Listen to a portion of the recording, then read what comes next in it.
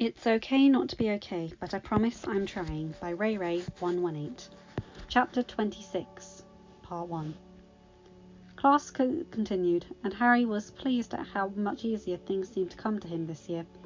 He was constantly keeping up with Hermione in most subjects, and actually beating her in defence and sometimes transfiguration. Even potions was less of a chore, now that he actually understood the subject. Snape was as unpleasant as ever, but at least he was spreading it more amongst the Gryffindors instead of focusing solely on Harry. Harry still wasn't sure what to think about Moody. The unforgivable curses his first lesson had been startling, but it had only gotten more disturbing as term had continued. While Harry understood the ex-Aura's reasoning, testing out the Imperious Curse on 4th years to see who could resist was stretching it a little thin, though he was pleased to find he could resist the curse. As he had accidentally left his charmed bracelet in his room that day, he knew his resistance was all him. He couldn't help but feel like the grizzly old man was watching him constantly. It was starting to freak him out a little, but he didn't say anything, certain that it was just him. Ginny felt his unease, but didn't bring it up, waiting for him to say something. As February turned to March and March to April, Harry welcomed the warmth of spring.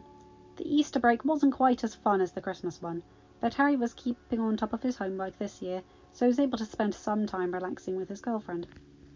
It was one such afternoon they were spending outside, enjoying the warmth and the sun, that they were joined by Fleur. It was just Harry and Ginny, as Hermione and Susan were in the library getting ahead a little, and Ron and Neville were trying to dig their way out of the pile of homework they had. Ginny and Harry had brought some books out with them, but it was mostly just reading ahead, as they both only had a few half-finished essays to complete, and half a week to do so. They looked up as a shadow descended, and saw an uncharacteristically nervous Fleur looking down on them. "May I join you?" she asked, almost as if expecting them to say no. Harry and Ginny shared a brief thought before Harry nodded, gesturing to the grass. "Sit," he offered, setting his Ancient Runes book aside, and Ginny did the same for her Transfiguration one. Fleur took the offered seat and settled herself before she began to speak. "I wanted to apologize, for my behavior at the beginning of the tournament. I treated you horribly, and I am sorry." Harry shook his head, but Fleur continued, overriding anything he might have said. I know it. I saw you as a little boy, nothing more. I apologize for that, and I truly hope we can be friends." Harry and Ginny looked at each other once more before Harry nodded. "I'd like that, Fleur. You seem like a nice girl. I would like to get to know you better." Fleur smiled. "Thank you, both of you. It is good to see someone not overcome by my abilities." Harry blushed, looking embarrassed. "I'm sorry to say it, Fleur, but you're not really my type. I prefer redheads." Ginny looked down, her cheeks turning red. But Fleur smiled. "As it should be. With a bond like yours, I don't expect you will look twice at anybody else." Both Gryffindors looked at the French girl, shocked. "How did you know?" Ginny asked, looking decidedly nervous. Fleur smiled understandingly. "I am part of Vila. We are classed as magical creatures, like phoenixes, unicorns, and goblins, we can feel bonds. You two are connected by your very souls.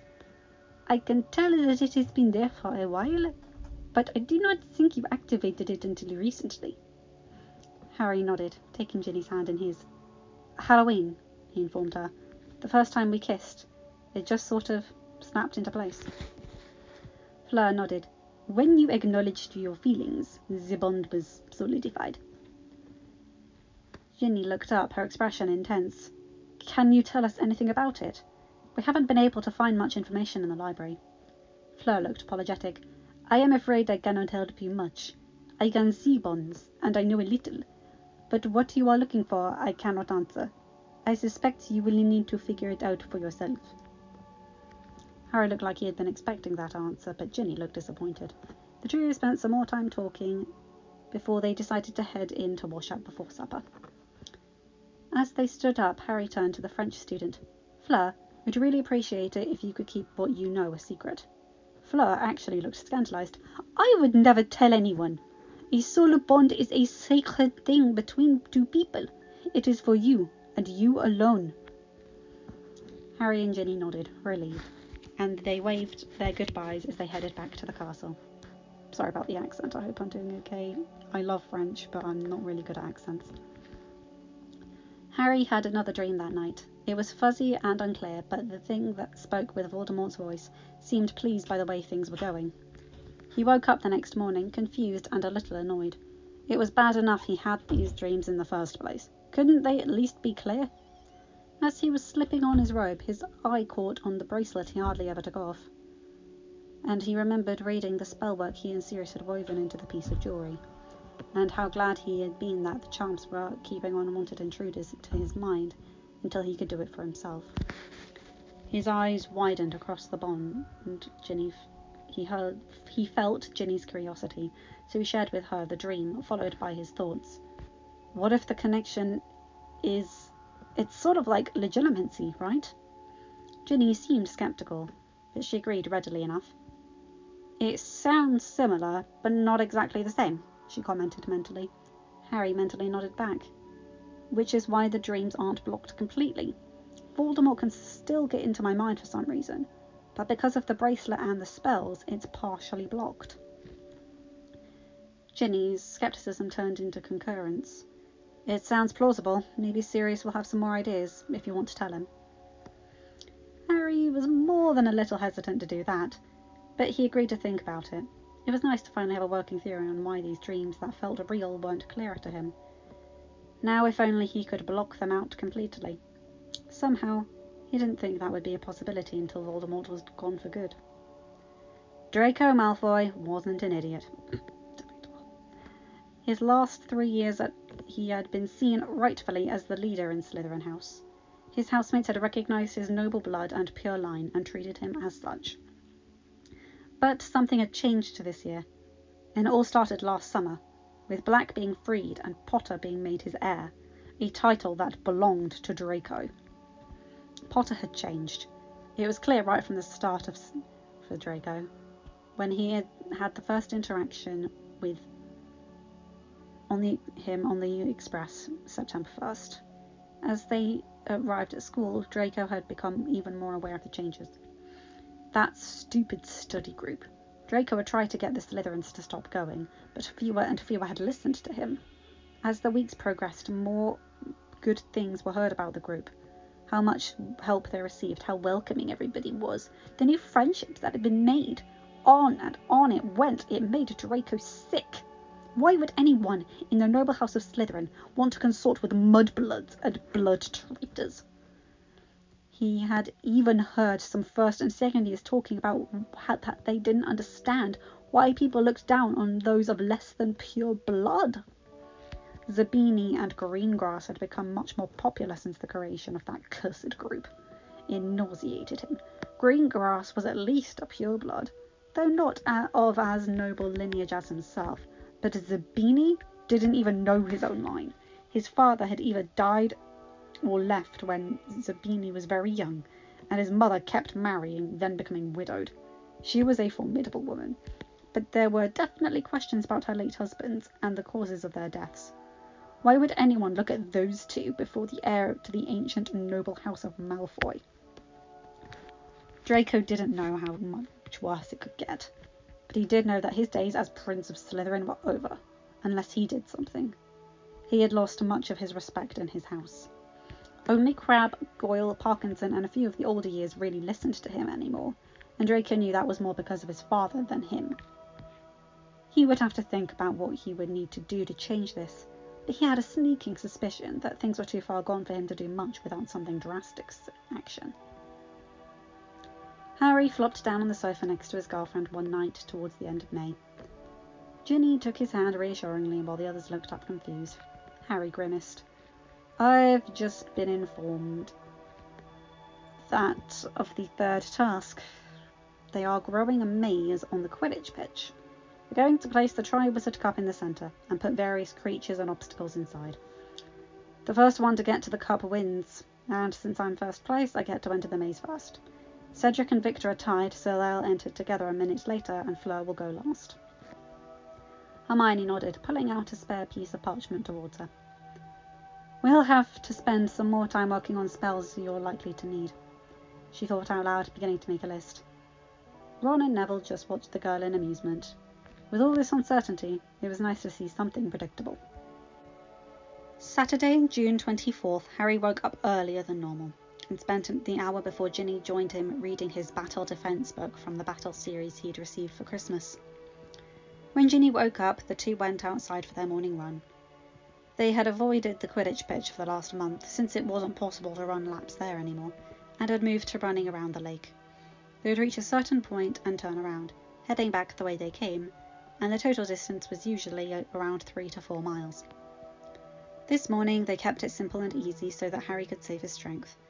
As he went through his morning routine of showering and dressing, he couldn't help but feel like something big was about to happen. It was the sort of feeling he had gotten before his name came out of the goblet, and his stomach curled in dread.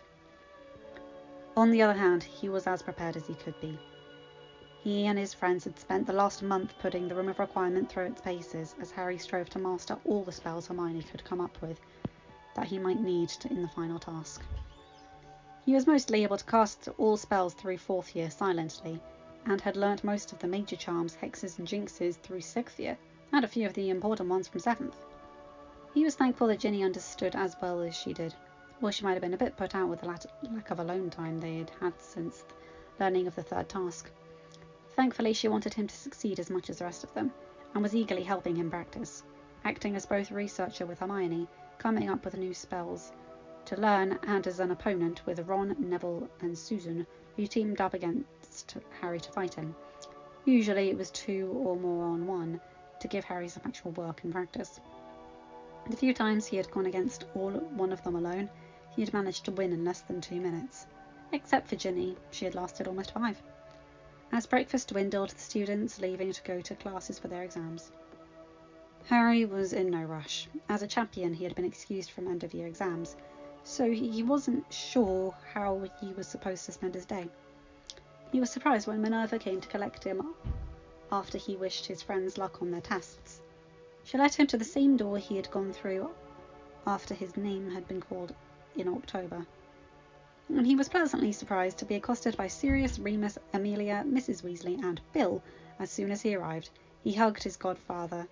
Harry noticed that the other champions were appearing to have their families visiting as well. Minerva smiled. "I wish I could spend the day with you, Harry.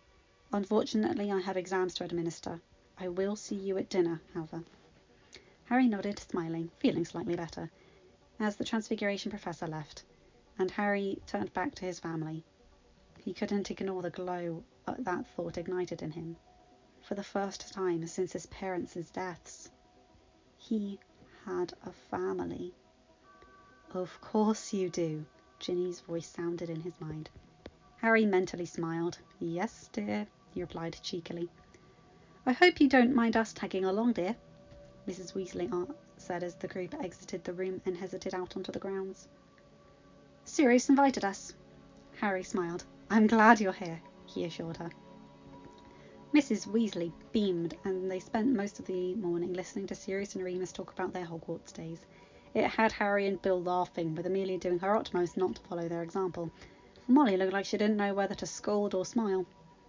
They were joined by the lake shortly before lunch by Cedric and his parents, who were very pleased to meet the boy their son had spoken so highly of over the months. Amos remembered the boy from his previous summer and was happy to make his acquaintance once more.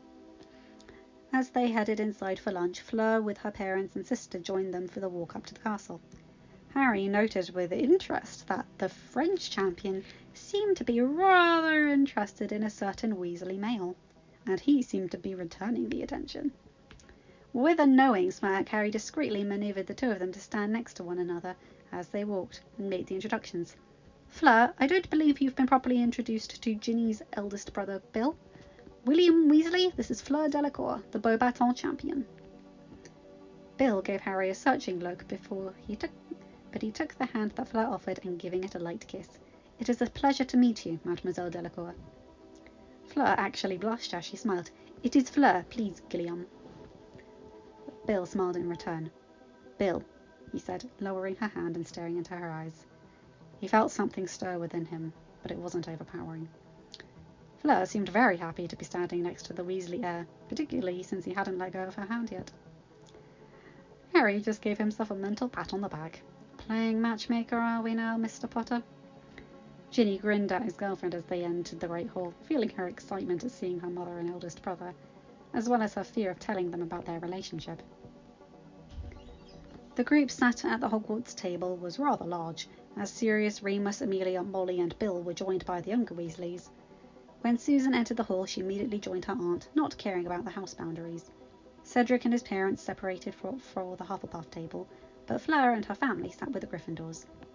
After the meal was over, Hermione, Ron and Neville left for their last exams, but Ginny had finished that morning, so she joined Harry and their families for the afternoon.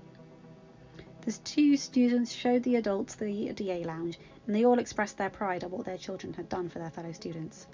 "I am really very proud of you, Harry," Remus said, sitting down at one of the tables.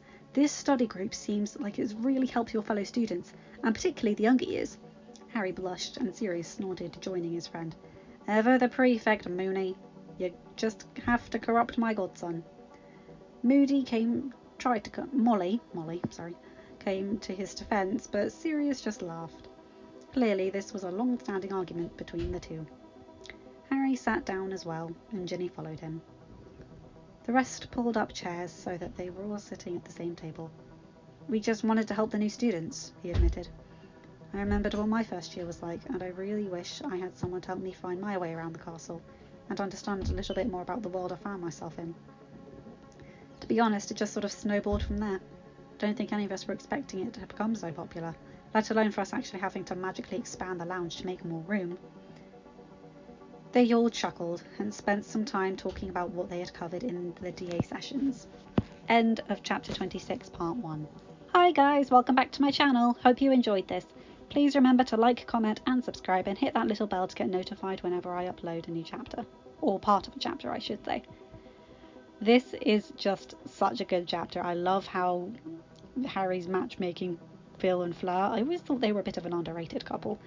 Not to mention it's just great. Like, I can just so picture all of these scenes in my head. Have a good day, night, or whatever time zone you're in. Bye, my guys, gals, and non-binary pals. See you in part 2. Bye.